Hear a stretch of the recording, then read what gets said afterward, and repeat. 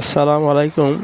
আপনারা দেখছেন বদর প্রান্তরের বালুর পাহাড়, যেই পাহাড়ে ফেরেশতাদের আগমন হয়েছিল।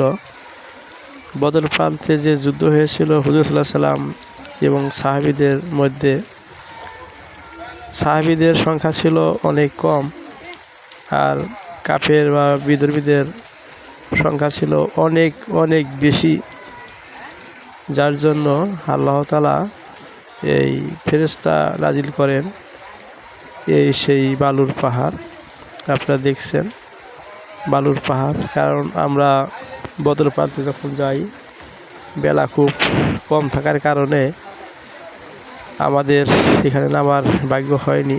দেখতেছেন আপনারা সবাই বালুর পাহাড়ে উঠতেছে অনেক মানুষ, কিন্তু আমাদের হয়নি সময় কম থাকার কারণে, কারণ আমাদের আরও দূরে যেতে হবে আরও কিছু দেখার জন্য। তাই আমরা গাড়িতে ভিডিও করি। আপনি দেখতেছেন এই বালুর পাহাড়ে ফেরেশতা নাজিল হয়েছিলেন, এবং এই পাহাড়গুলো আজও পর্যন্ত এভাবেই আছে, একটা বালুকণাও উড়ে যায়নি।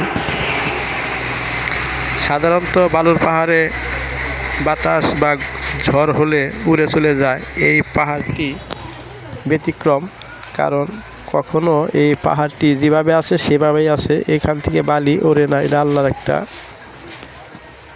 অকেয়া। কারণ এই বালুর পাহাড় এভাবেই আছে যুগ যুগ ধরে। আপনারা দেখছেন বালুর পাহাড় হুজুর সাল্লাল্লাহু আলাইহি সাল্লামের বা সাহাবীদের সাহায্য করার জন্য, বদরের যুদ্ধে সাহায্য করার জন্য ফেরেশতা নাজিল হয়েছিল সেই বালুর পাহাড়। আপনারা দেখছেন, কারণ এই সমস্ত বালু থাকলে বাংলাদেশে বা অন্য দেশে থাকলে এইগুলো সব বিক্রি করে ফেলতো, কিন্তু সৌদি সরকার এই বালুগুলা সেভাবেই রেখে দিয়েছেন, এই বালুগুলা সেভাবেই রয়েছে।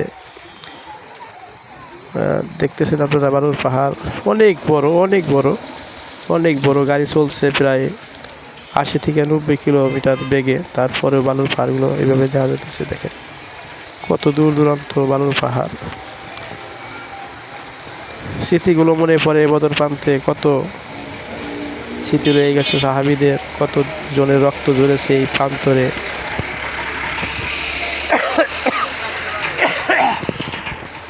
আজও সেই স্মৃতি বহন করে। আমরা বীরের সেবা যাব দেখেই এখানে আমাদের নামার সৌভাগ্য হয়নি, এখানে সময় লাগতো অনেক বেশি পাহাড় চড়তে গেলে। 40-45 জন লোক ছিলাম আমরা এই গাড়িতে বা এই কাফেলায়, তাই আমাদের এখানে নামলে অনেক দেরি হতো, যার জন্য আমাদের এখানে নামা হয়নি। আপনারা যাবেন, দেখবেন স্মৃতি বিরচিত স্থানসমূহ। আর বদর প্রান্তের সেই বালুর পাহাড়, যে পাহাড়ে ফেরেশতা নাজিল হয়েছিল ও রাসূল সাল্লাল্লাহু আলাইহি সাল্লামকে ও সাহাবীদেরকে সাহায্য করেছিলেন। আপনারা সবাইকেই ধন্যবাদ। আসসালামু আলাইকুম ওয়া রাহমাতুল্লাহ।